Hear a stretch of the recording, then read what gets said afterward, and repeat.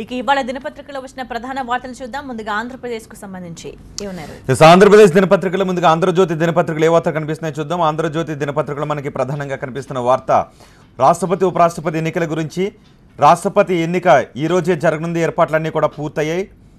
ఈ వార్తను ఎన్నిక నేడే, రాష్ట్రపతి బరిలో రామ్నాథ్ మీరా కుమార్, ఓటు వేయనున్న 4896 మంది ప్రజాప్రతినిధులంటూ వార్త కనిపిస్తోంది. మరో వార్త ఉపరాష్ట్రపతిగా వెంకయ్య, సభను నడపగల సమర్థతే ప్రాతిపదిక అంటూ వార్త కనిపిస్తోంది. అయితే వెంకయ్యనాయుడు అందుకు విముఖత చూపిస్తున్నట్టుగా కూడా తెలుస్తోంది. రాజ్యసభలో విపక్షాలకు దీటైన జవాబు, వెంకయ్య వైపు షా, ఇతర నేతల మొగ్గు, విముఖత వ్యక్తం చేస్తున్న వెంకయ్య ఈ వార్తను ప్రచురించింది. అలాగే మడ అడవులను మడత పెట్టేస్తున్నారు, మడ అడవులను నరికేస్తున్నారంటూ మరో వార్తను కూడా ప్రచురించింది. ఇక బాబుతో నేడు పవన్ కళ్యాణ్ భేటీ అయ్యే అవకాశం ఉందంటూ మరో వార్తను కూడా ఆంధ్రజ్యోతి ప్రధానంగా ప్రచురించింది. ఇక సాక్షి దినపత్రికలో అమర్నాథ్లో యాత్రలో మరో విషాదం అంటూ కాశ్మీర్ లోయలో మరో బస్సు పడటంతో 16 మంది మృత్యువాత పడ్డారు. ఈ వార్తను ప్రచురించింది. అలాగే వర్షాకాలంలో రాజకీయ వేడి అంటూ ఈ రోజు నుంచి పార్లమెంట్ సమావేశాలు ప్రారంభం కాబోతున్నాయి. ఈ వార్తను సాక్షి ప్రచురించింది. ఇక అమరావతిలో తొలి పోలింగ్, వెలగపూడి అసెంబ్లీ కమిటీ హాల్లో పోలింగ్ బూత్ ఏర్పాటు అంటూ రాష్ట్రపతి ఎన్నిక ఏర్పాటు వివరాలను సాక్షి ప్రచురించింది. ఇక ఈనాడు దినపత్రికలో కూడా మనకి ప్రధానంగా కనిపిస్తున్న వార్త ఉపరాష్ట్రపతి అభ్యర్థి వెంకయ్యనాయుడు, భాజపా అధిష్టానం నిర్ణయం, కేంద్ర మంత్రికి తెలియజేసిన అంశం, నేటి పార్లమెంటరీ బోర్డు సమావేశంలో చర్చ, ప్రధాని నరేంద్ర మోదీ నిర్ణయమే కీలకం. అయితే క్రియాశీల రాజకీయాల నుంచి వైదొలగడానికి వెంకయ్య విముఖత చూపిస్తున్నారంటూ వార్తను ప్రచురించింది. అలాగే గోరక్షణ పేట గూండాగిరి చేసే వారిపై అన్ని పార్టీలు కలిసి పోరాడాలి అంటూ ప్రధాని చేసిన విజ్ఞప్తిని ఈనాడు దినపత్రిక ప్రధానంగానే ప్రచురించింది. ఇక రాష్ట్రపతి ఎన్నికలు నేడే, ప్రత్యేక కలంతో వేసిన ఓట్లే చెల్లుతాయి అంటూ రాష్ట్రపతి ఎన్నికల గురించి వార్తను ఈనాడు దినపత్రిక ప్రధానంగా ప్రచురించింది.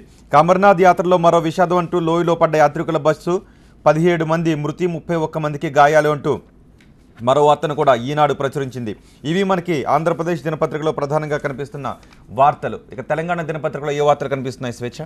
రైట్, ముందుగా నమస్తే తెలంగాణ దినపత్రిక చూద్దాం. నేడు రాష్ట్రపతి ఎన్నిక అంటూ ఇవాళ రాష్ట్రపతి ఎన్నికకు సంబంధించిన వార్తను మెయిన్గా పబ్లిష్ చేసింది నమస్తే తెలంగాణ. ఇక దందా బంద్ కావాలి, ఎంతటి వారినైనా వదలొద్దంటూ డ్రగ్స్కి సంబంధించి ముఖ్యమంత్రి కేసీఆర్ చేసిన వ్యాఖ్యలకు సంబంధించిన వార్తను ప్రధానంగా ప్రచురించింది. ఇక మిడ్ మానేరుకు డిసెంబర్ నాటికే గోదావరి ఉరకలంటూ శరవేగంగా ప్యాకేజీ, 6-8 పంప్ హౌజ్ల నిర్మాణం అంటూ మరో వార్తను కూడా ప్రచురించింది నమస్తే తెలంగాణకి. 24 గంటల కరెంట్ అంటూ నేటి నుంచి ప్రయోగాత్మకంగా ఉమ్మడి మెదక్ జిల్లాలో అమలు కాబోతున్న పథకానికి సంబంధించి మరో వార్తను కూడా ప్రచురించింది. ఇక నవ తెలంగాణ దినపత్రిక చూద్దాం. నవ తెలంగాణ దినపత్రికలో మహిళా రిజర్వేషన్ బిల్లుకు పట్టుబడతాం, గోగుండల దాడులపై నిలదీస్తామంటూ ఇవాళ పార్లమెంటు సమావేశాల్లో సీతారాం యేచూరి తమ వైఖరికి సంబంధించి వెల్లడించిన వార్తను ప్రచురించింది. ఇక గోవు పేరుతో దాడులు సహించమంటూ మోదీ చేసిన వ్యాఖ్యలను కూడా ప్రచురించింది.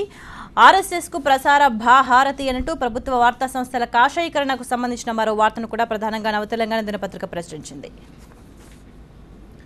ఇక రాష్ట్రపతి ఎన్నికల్లో ఎన్డీఏ అభ్యర్థి రామ్నాథ్ కోవింద్ను వైసీపీ సమర్థిస్తోంది. అయితే ఇవాళ నుంచి ప్రారంభమయ్యే పార్లమెంటు వర్షాకాల సమావేశాల్లో ఆ పార్టీ ఎటువంటి వైఖరి అవలంబించనుంది? ఇక విభజన హామీలపై పట్టుబట్టనుందా? రాజీ ధోరణి కొనసాగించనుందా? ఈ టాపిక్ పై మా ప్రతినిధి మురళీకృష్ణ న్యూస్ వాచ్ అందిస్తారు. చూస్తూనే ఉండండి టీవీ9.